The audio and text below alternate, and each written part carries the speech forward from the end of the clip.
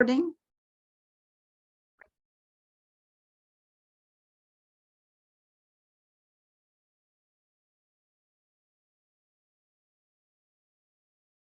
Okay, good evening. So before we start, we want to remind everyone that this video is being recorded and will be published later on social media.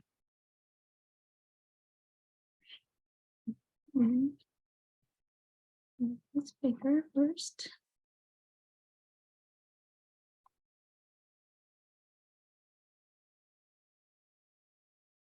So welcome to the second season of our 15-minute online vigil for Syria, Ukraine, and Iran, hosted by Syria Solidarity New York City. This season is produced in collaboration with our friends at Ukraine Social Solidarity Campaign and Committee in Solidarity with the People of Syria, CESPOS. So pre-pandemic, we would hold a vigil for Syria every Friday night in Union Square. Now we've switched to an online format, so our vigil is safe and accessible to a global audience. We would like to acknowledge that New York City occupies the ancestral, traditional, and contemporary lands of the Munsee Lenape, Canarsie, Lekaway Lenape, Matinicok, Wappinger, and Scotiacock peoples. Syria Solidarity New York City, CESPOS, and Ukraine Social Solidarity Campaign stand in solidarity with Syrian, Ukrainian, and Iranian peoples demanding freedom and democracy. We demand Putin, Khamenei, and Assad to be held accountable for crimes against humanity.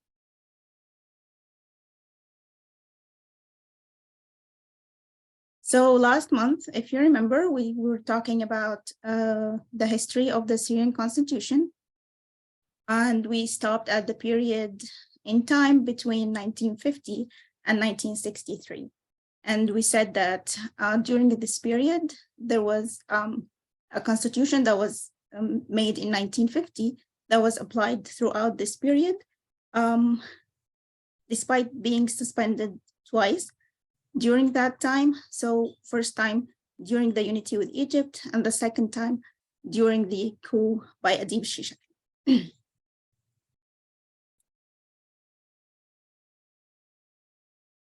So today we're going to continue the second part of the history of the Syrian constitution. I want to remind everyone that why are we talking about this?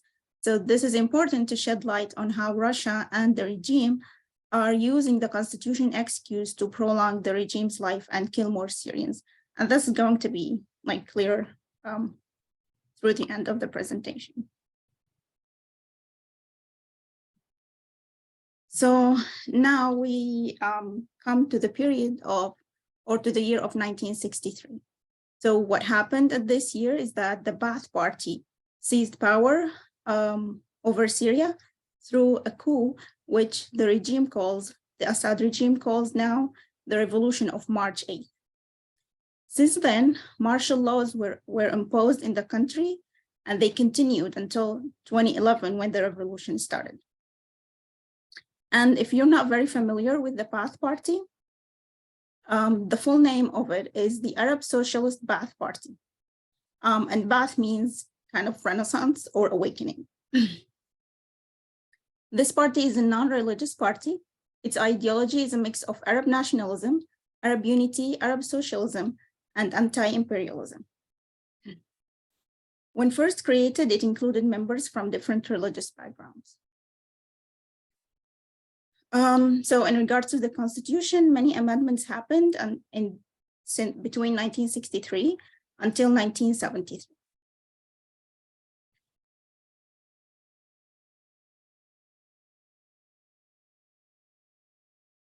So on 1973, so Assad was part of the Ba'ath Party, but he was a low-rank person in it. Until 1973, he did a coup inside the party itself. So he made a coup against his own Ba'athist fellows in 1970.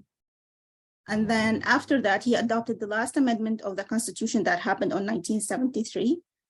That amendment stated that the Arab Social Ba'ath Party is the leader of the government and society. The military forces are responsible of the safety of the homeland and protecting the goals of the revolution in unity, freedom, quote unquote, and socialism. So this statement makes the party's goals equal to the country's goals. So any objection to the party's goals, that means you're a threat to the country. And then the government has the right to use any measure against anyone who has any objections. Other statements, sovereignty is for the people, and parliament is a democratically elected institution. Of course, most of them is just ink on paper and lies and never were applied in real life. And because of that, this was considered the worst constitution in Syria's history.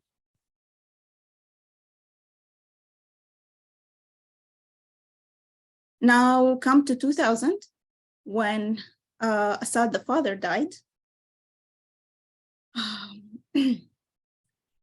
Then the most iconic amendment to the constitution that happened very quickly in one parliament setting, as you can see here in the picture. Like people joke that it happens in 5 minutes with sweeping approval by the parliament, was to change the legal age of the president to accommodate Bashar's age at the time from 40 to 34. And you can see in this picture, this is the actual picture from the parliament where everyone was agreeing to do this change so Bashar can become the president. Because obviously no one dares to say no. And then in this constitution, clause 88 states that the presidential term is 7 years and it's renewable one time. So actually, according to his own constitution, he's not a legitimate president because he's a president since 2000.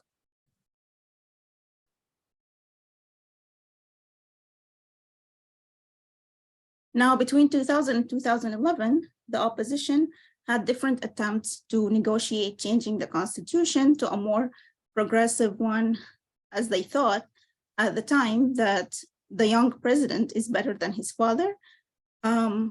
But unfortunately, all of their hopes went in vain, and he soon showed his true colors. And now getting to 2011. After the revolution. In an attempt to stop the revolution at its beginnings, the regime amended the constitution in 2012 by eliminating clause 8 that states that the Ba'ath Party is the leader of the government and society, presumably allowing for multiple parties. However, this doesn't change the fact that the president has absolute powers over everything, hence doesn't satisfy the revolution goals. Another change states that the president should have lived in Syria for 10 years minimum. So that actually eliminates the possibility for most opposition leaders to be nominated for president, because most of them, they went out of the country because they feared for their lives, of course.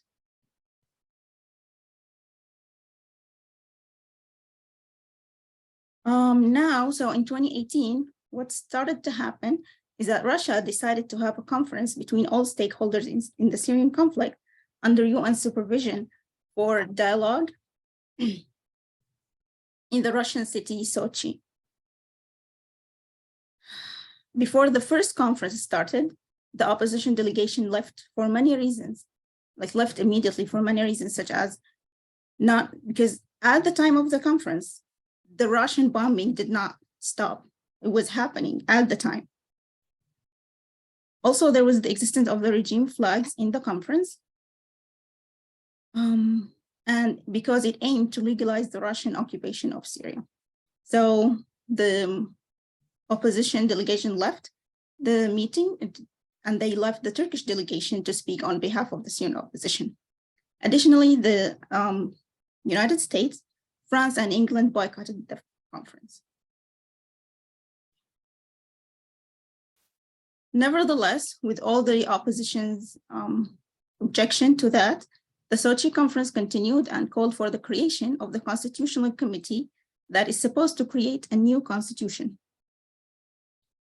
claiming that it will follow the Geneva track, that this constitution or this process is following the Geneva Track and Security Council decision 2254. And that the new constitution will solve the conflict and ensure democratic election under the supervision of the UN. But that's not the problem. And that's not what happened. Basically, Sochi reduced all the revolution demands to two things: constitution and elections. And for Syrians, constitution was never the problem, because on paper, the constitution is great, but the problem is the application of the constitution. So we went into this like ongoing meetings since October 2019. 8 meetings have happened for this constitutional committee. The 9th was canceled in June because the regime and Russia were insisting on silly details without any clear or useful results for these meetings. So Syrians are 100% convinced that this is merely a Russian game to gain time. They argue that even if a new constitution is made, it would be not more than another useless document. And that's it for our history of the Syrian constitution. Here's the resources, and now we can hold our silence for 5 minutes. Thank you so much for listening.